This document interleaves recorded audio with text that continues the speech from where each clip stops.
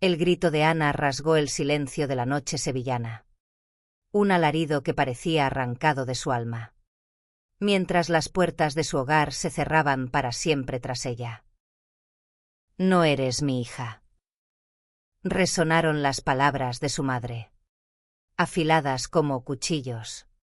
Mientras su maleta rodaba por las escaleras de piedra. A sus 25 años. Ana García. Con el corazón destrozado y los ojos nublados por lágrimas.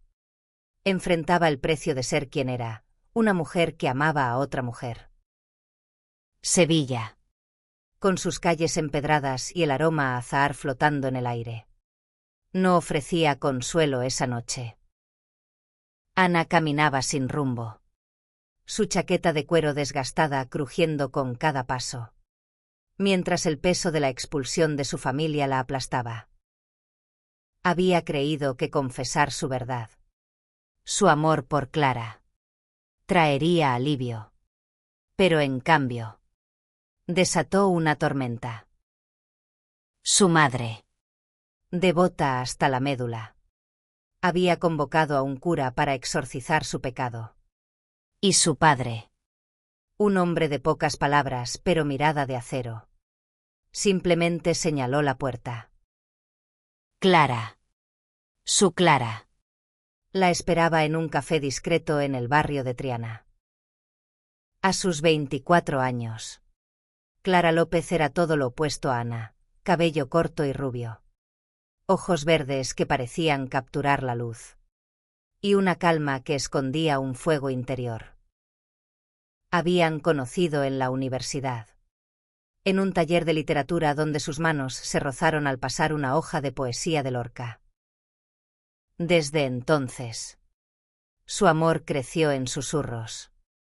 En miradas robadas. En encuentros secretos bajo los naranjos de la Plaza de España. Pero ahora. Con Ana desterrada de su hogar. Su amor enfrentaba un desafío mayor. ¿Qué vamos a hacer?, preguntó Clara. Su voz temblando mientras tomaba la mano de Ana en el rincón oscuro del café. Ana no respondió de inmediato. Su mente estaba atrapada en la imagen de su madre rezando frente a un crucifijo. Como si su amor fuera una maldición. No puedo volver. Dijo finalmente. Con un nudo en la garganta. Pero tampoco puedo dejar de amarte. Un hombre mayor. Con un traje impecable pero una mirada fría. Las observaba desde otra mesa. Se acercó. Dejando una tarjeta sobre la mesa. Si necesitan un lugar seguro. Llámenme. Dijo con una voz que parecía más una advertencia que una oferta. La tarjeta decía, Hogar de Redención, refugio para almas perdidas. Ana y Clara intercambiaron una mirada. No tenían dónde ir. Y la promesa de un refugio, aunque sospechosa, era su única opción. El Hogar de Redención no era lo que esperaban. Ubicado en las afueras de Sevilla. En una finca antigua rodeada de olivos. El lugar parecía sacado de una novela gótica. Las ventanas estaban cubiertas con rejas. Y el aire olía a humedad y a algo que Ana no podía identificar. Pero que le erizaba la piel. La directora. Una mujer llamada Madre Inés. Las recibió con una sonrisa que no alcanzaba sus ojos. Aquí sanamos a quienes han perdido el camino. Dijo. Mirando fijamente a Ana. Las reglas eran estrictas.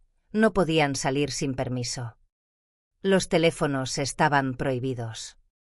Y debían asistir a sesiones diarias de reorientación espiritual. Ana y Clara. Desesperadas. Aceptaron quedarse. Pensando que sería temporal. Pero al caer la noche. Cuando las puertas se cerraron con un crujido metálico. Ana sintió que no habían encontrado un refugio. Sino una prisión. En su primera noche, acostadas en camas separadas en una habitación austera, Clara susurró: «No dejaré que nos cambien». Ana apretó su mano bajo las sábanas, sintiendo el calor de su piel como un ancla. Pero en el silencio, escucharon un llanto lejano, como si alguien más, atrapado en esas paredes, también luchara por su libertad. Los días en el hogar de redención se deslizaban como una niebla espesa, cada uno más opresivo que el anterior. Ana despertaba con el sonido de campanas que anunciaban las oraciones matutinas. Un recordatorio constante de que su amor era considerado un delito en esas paredes. Clara, siempre más optimista, intentaba mantener la chispa viva con pequeñas notas escondidas bajo la almohada de Ana, con frases como «somos más fuertes que sus cadenas». Las sesiones de reorientación eran dirigidas por Madre Inés, cuya voz suave ocultaba una crueldad implacable. Les leía pasajes bíblicos, insistiendo en que el amor entre mujeres era un desvío del plan divino. Ana, con su temperamento rebelde, desafiaba cada palabra, lo que le valió castigos, horas de rodillas frente a un altar o tareas agotadoras en la cocina. Clara, más cautelosa, observaba en silencio, pero sus ojos ardían con una furia contenida. Una noche, mientras fregaban los suelos de la capilla, conocieron a Lucía, otra huésped del hogar. Lucía, de 30 años, originaria de Granada, tenía el rostro marcado por la tristeza, pero sus manos temblaban con una fuerza contenida. Les confesó que llevaba 3 meses allí, enviada por su familia tras descubrir su relación con una mujer.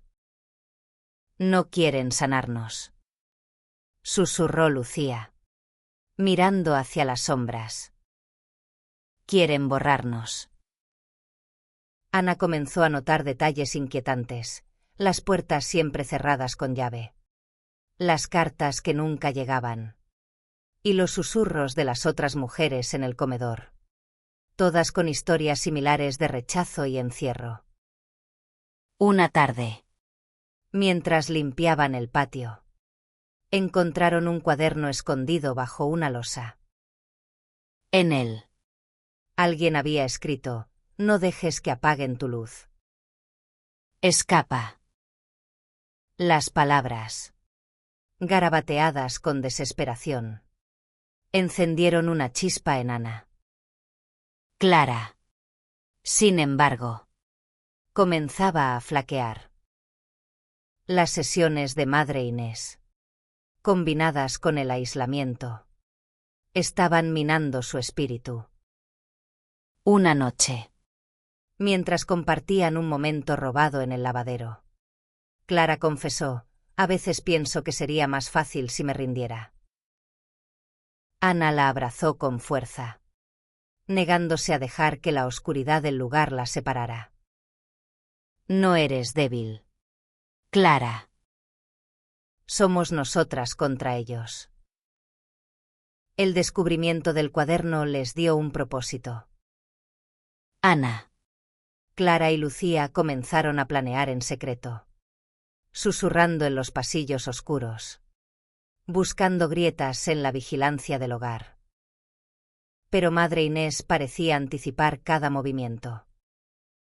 Una noche, Ana fue sorprendida buscando llaves en la oficina principal y llevada a una habitación aislada. Allí, bajo una luz cegadora, la directora le dijo: «Si no cambias, destruirás a Clara contigo». Esas palabras golpearon a Ana como un puñetazo. Por primera vez, dudó. ¿Y si su amor, su lucha, estaba condenando a Clara a un sufrimiento mayor? Pero entonces, en la soledad de su celda, encontró una nota de Clara, deslizada bajo la puerta. Tu voz es mi hogar. No te rindas. Ana apretó la nota contra su pecho, decidida a encontrar una salida. No solo por ella, sino por todas las mujeres atrapadas en ese lugar. La rutina del hogar de redención se volvió un ciclo interminable de oración, trabajo y silencios impuestos. Ana. Clara y Lucía se comunicaban con miradas y gestos, tejiendo un plan de escape que parecía imposible bajo la vigilancia constante de Madre Inés y sus ayudantes. Ana, impulsada por la nota de Clara, buscaba cualquier oportunidad para explorar el edificio, memorizando cada pasillo, cada cerradura, cada ventana enrejada. Una tarde, mientras trabajaban en el huerto, Lucía les habló de un rumor, una periodista de Barcelona, Sofía Ramírez. Había estado investigando lugares como el Hogar de Redención. Dicen que está buscando pruebas de lo que pasa aquí. Susurró Lucía, arrancando hierbas con disimulo. La idea de una aliada externa encendió una esperanza frágil en Ana. Pero también un miedo nuevo: ¿cómo contactar a alguien desde una prisión disfrazada de refugio? Clara, aunque seguía luchando contra su propia desesperación, propuso una idea arriesgada: usar el correo interno del hogar. Cada semana enviaban cartas de las huéspedes a sus familias, pero todas eran revisadas. Clara, con su habilidad para las palabras, sugirió escribir una carta codificada, escondiendo un mensaje de auxilio en frases aparentemente inofensivas. Ana, impresionada por su ingenio, se ofreció a distraer a las vigilantes mientras Clara redactaba. La carta, dirigida a una tía ficticia, estaba llena de metáforas sobre flores que no pueden crecer en la sombra. Clara deslizó el mensaje en el montón de correspondencia. Pero el riesgo era enorme. Si Madre Inés lo descubría, las consecuencias serían devastadoras. Esa noche, Ana no pudo dormir, imaginando a Clara castigada por su culpa. Días después, la tensión en el hogar se intensificó. Madre Inés anunció una inspección especial y las sesiones de reorientación se volvieron más agresivas. Ana fue obligada a leer en voz alta textos que condenaban su amor. Mientras Clara, en otra sala, enfrentaba preguntas invasivas sobre su relación. La presión estaba rompiendo a muchas de las mujeres. Algunas, agotadas, comenzaban a ceder, prometiendo cambiar para ser liberadas. Pero Ana no estaba dispuesta a rendirse. Durante una noche de tormenta, cuando el viento ululaba entre los olivos, ella y Lucía lograron forzar una ventana del sótano. No era una salida, pero les dio acceso a una sala olvidada llena de archivos polvorientos. Allí encontraron documentos que confirmaban sus peores sospechas. El Hogar de Redención no era solo un refugio religioso, sino parte de una red que lucraba con el sufrimiento de mujeres como ellas, financiada por familias conservadoras y ciertas instituciones. El descubrimiento fue un golpe, pero también un arma. Ana escondió algunos documentos bajo su ropa, decidida a usarlos como pruebas si lograban escapar. Sin embargo, al volver a su habitación, encontró a Clara llorando, con un moretón en la mejilla. Intenté protegerte, susurró Clara, temblando. Ana la abrazó, sintiendo que su corazón se rompía, pero también que su determinación crecía. No solo escaparían, harían que el mundo supiera la verdad. El moretón en la mejilla de Clara se convirtió en el combustible de la furia de Ana. cada día que pasaba en el hogar de redención. La injusticia de su situación se volvía más insoportable. Los documentos que había encontrado en el sótano eran una prueba tangible, pero también un recordatorio de lo mucho que arriesgaban.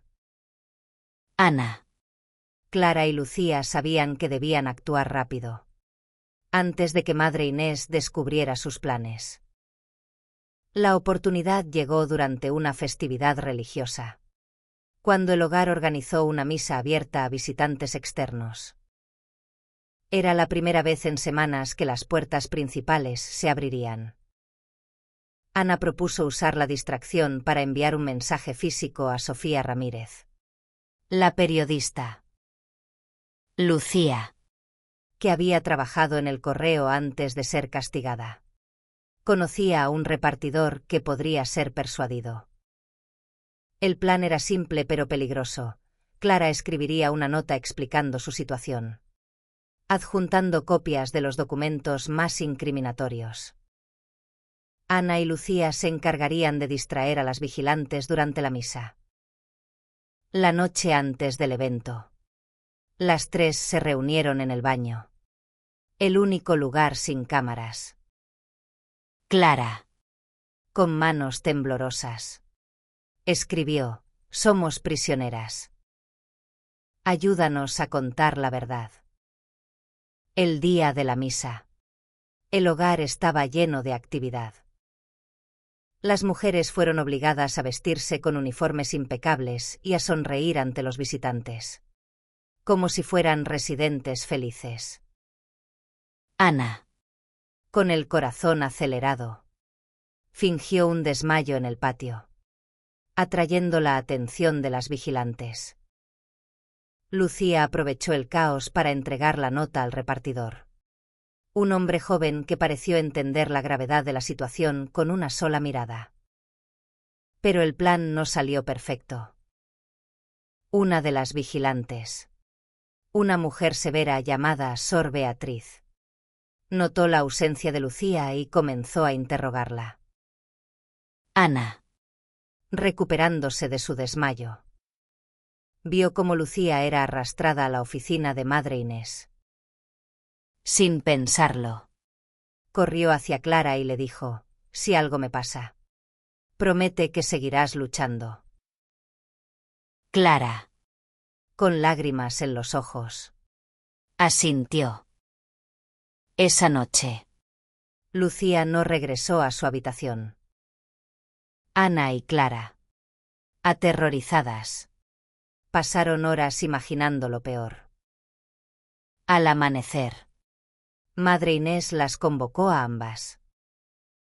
«Sé lo que intentan», dijo, sosteniendo la nota de Clara como si fuera un trofeo. «Pero nadie las escuchará. Este lugar es intocable». Ana sintió que el suelo se desvanecía bajo sus pies. Pero la voz de Clara, firme a pesar del miedo, respondió: «No podrán silenciarnos para siempre». Madre Inés las separó como castigo, enviando a Clara a una celda en el ala oeste y a Ana a trabajar en los campos sin descanso. Pero en su soledad, Ana encontró una fuerza nueva.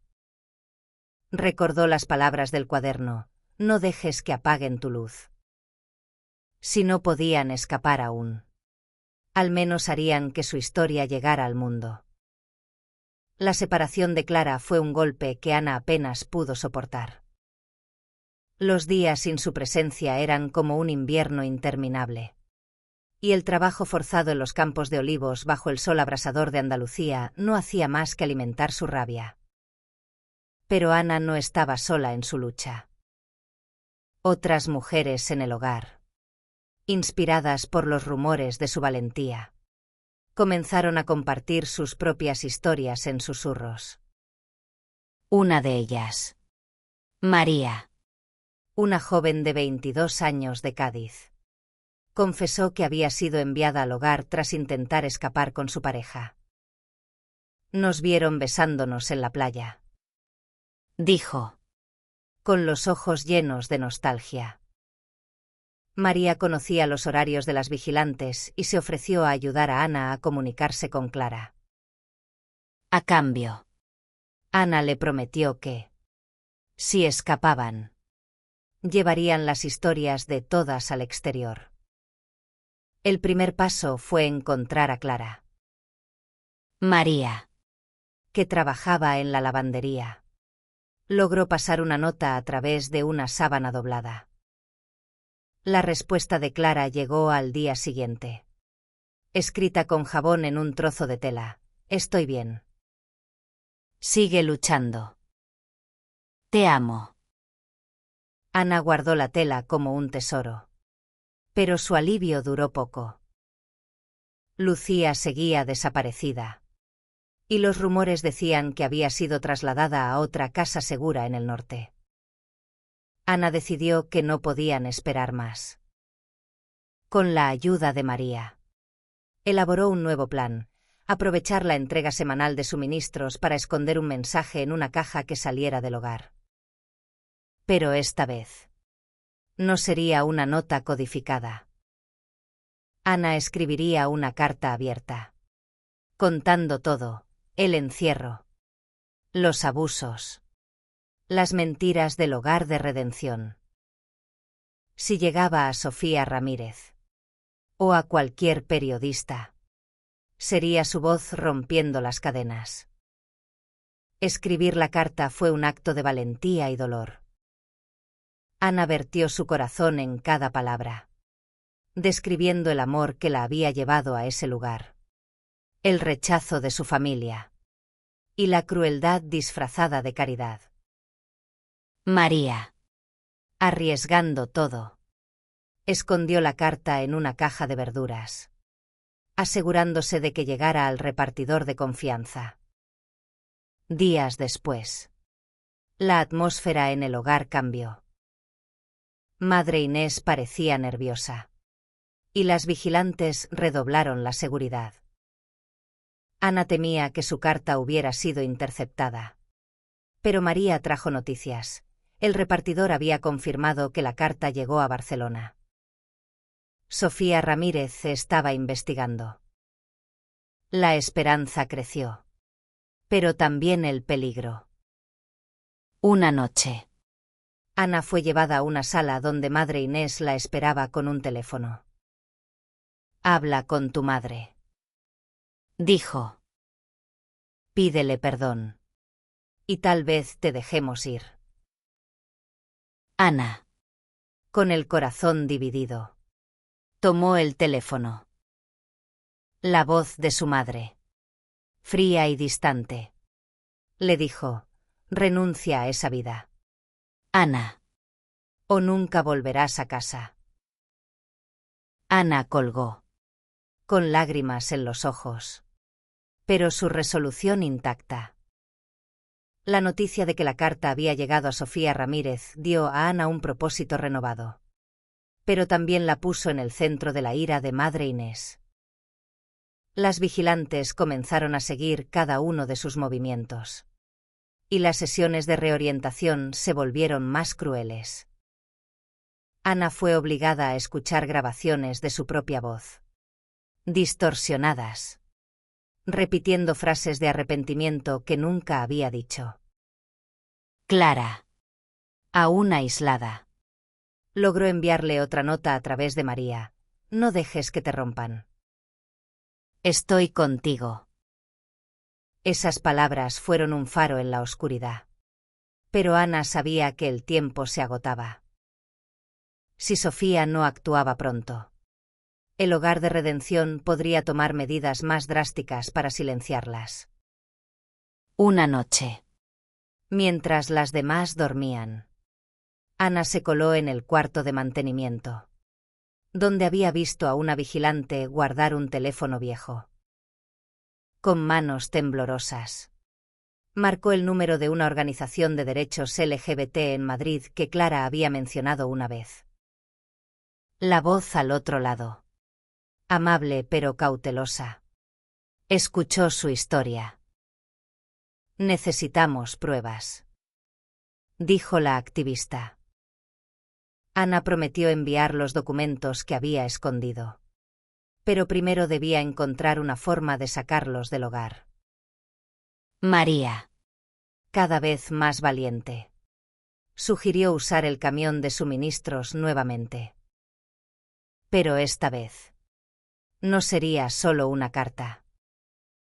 Ana decidió incluir una grabación de las sesiones de reorientación, capturada en secreto con un viejo reproductor que encontró en el sótano. La grabación, aunque borrosa, capturaba la voz de Madre Inés amenazando a las mujeres con castigos eternos.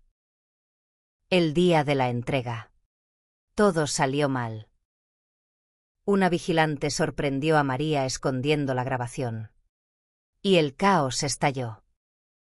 Ana, desesperada, corrió hacia el camión. Pero fue atrapada por Sor Beatriz. Esto termina ahora, gruñó la vigilante, arrastrándola hacia la oficina de Madre Inés. Clara, al enterarse, rompió su aislamiento y corrió hacia Ana, enfrentándose a las vigilantes con una valentía que nadie esperaba. En medio del enfrentamiento, un milagro ocurrió. El repartidor, que había recibido la carta anterior, regresó con un grupo de activistas de Sevilla. Habían rastreado el hogar tras la publicación de un artículo preliminar de Sofía Ramírez en un periódico local. Las puertas del hogar de redención se abrieron, no por la bondad de sus guardianes, sino por la presión de la verdad que comenzaba a salir a la luz. Ana y Clara se abrazaron en el patio, rodeadas de caos, mientras las activistas exigían la liberación de todas las mujeres. Pero Madre Inés no se rendiría tan fácilmente. Con una calma escalofriante, anunció que tenía contactos poderosos que protegerían el hogar. Ana, mirando a Clara, supo que la batalla apenas comenzaba. La llegada de las activistas marcó un punto de inflexión, pero no el final. Madre Inés, con su red de influencias, logró calmar la situación temporalmente, convenciendo a las autoridades locales de que el hogar de redención era un centro de ayuda legítimo. Las activistas se fueron con promesas de investigar más. Pero Ana, Clara y las demás seguían atrapadas. Sin embargo, la semilla de la rebelión ya estaba plantada.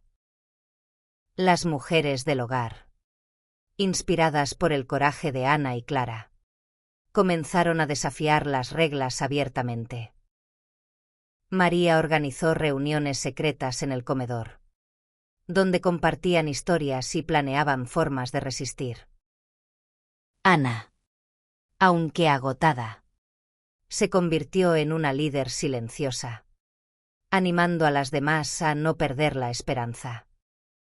Sofía Ramírez publicó un segundo artículo, esta vez con extractos de la carta de Ana. Aunque no mencionaba nombres, el texto era un grito de auxilio que resonó en las redes sociales. En Sevilla, Madrid y Barcelona, grupos de activistas comenzaron a protestar frente a iglesias y oficinas gubernamentales, exigiendo el cierre de lugares como el Hogar de Redención. Madre Inés, furiosa, redobló los castigos.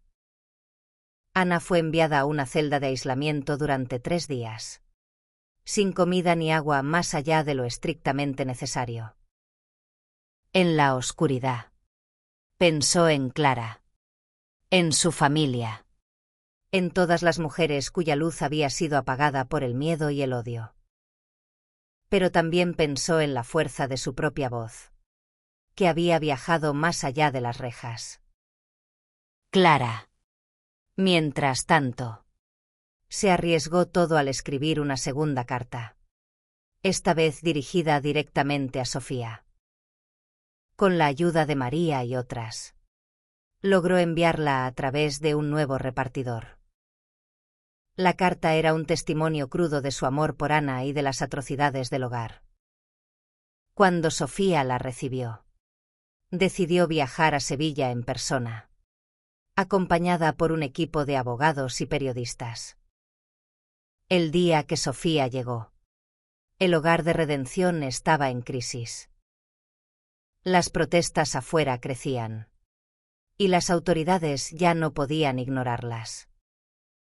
Ana, liberada del aislamiento, se reunió con Clara en el patio, donde se abrazaron bajo la mirada furiosa de Madre Inés. «Esto no ha terminado», les advirtió la directora. Pero Ana, mirando a los ojos de Clara, respondió: «Nuestra historia ya no es tuya para controlar». Sofía y su equipo entraron al hogar con una orden judicial. Los documentos de Ana, combinados con los testimonios de las mujeres, fueron suficientes para iniciar una investigación oficial. Pero la verdadera victoria fue ver a las demás mujeres, una a una, comenzar a hablar, a contar sus verdades, a reclamar sus voces. El Hogar de Redención cerró sus puertas un mes después, bajo la presión de las protestas y la investigación liderada por Sofía Ramírez. Ana, Clara, María y las demás mujeres fueron liberadas. Pero la libertad trajo consigo un nuevo desafío: reconstruir sus vidas en un mundo que aún las juzgaba. Ana y Clara regresaron a Sevilla, alquilando un pequeño apartamento en Triana con la ayuda de una organización LGBT. El amor entre ellas, que había sobrevivido a la crueldad del hogar, floreció en la intimidad de su nuevo hogar. Pero las cicatrices permanecían. Ana a veces despertaba con pesadillas, reviviendo las noches en la celda de aislamiento. Clara, con su paciencia infinita, la abrazaba hasta que el miedo se desvanecía. Juntas, comenzaron a asistir a reuniones de apoyo, donde conocieron a otras mujeres que habían pasado por experiencias similares. Sofía Ramírez publicó un libro basado en sus historias, titulado Voces en las sombras. El libro no solo expuso la verdad sobre el Hogar de Redención, sino que inspiró un movimiento más amplio en España para prohibir las terapias de conversión. Ana y Clara, aunque al principio reacias, aceptaron hablar en público, convirtiéndose en símbolos de resistencia. Una tarde, mientras caminaban por la Plaza de España, Ana tomó la mano de Clara sin miedo, algo que nunca habían hecho en público antes. «Esto es lo que siempre quise», dijo Clara, sonriendo. «Amarte sin esconderme».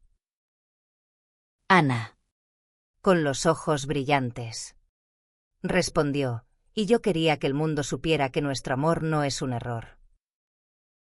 La familia de Ana nunca volvió a contactarla, pero ella encontró una nueva familia en Clara, María, Sofía y las mujeres que habían luchado juntas. En un acto final de liberación, Ana escribió una carta a su madre, no para pedir perdón, sino para despedirse. «Soy feliz siendo quien soy», escribió. «Espero que algún día lo entiendas». El eco de su voz, que una vez rompió las cadenas de una casa segura, siguió resonando. Ana y Clara, juntas, construyeron una vida donde el amor no era un delito, sino un faro.